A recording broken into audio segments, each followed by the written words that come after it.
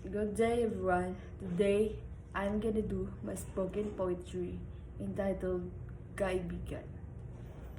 Kaibigan. Sa gitna ng unos, sa gupit na hangin, may kaibigan akong handang sumabay sa akin.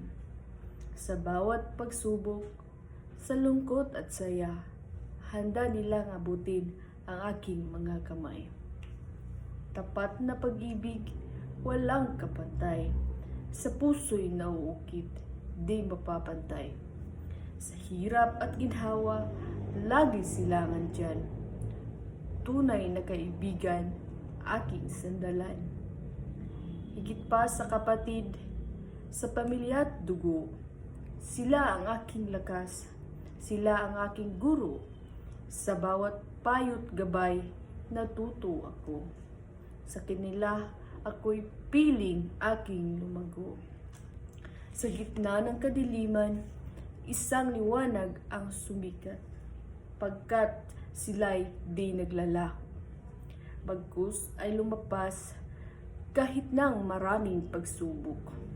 Di tayo'y dapat sumuko, sapagkat ang Diyos ay laging nandyan, nasa ating tagbi nag-aaruga. Kaya't ipagpatuloy natin ang ating pagkakaibigan, ang ating paglalakbay, ang ating mga pangarap, sapagkat ang Diyos ay laging nandyan. Sa isang buhay, may pag-asa.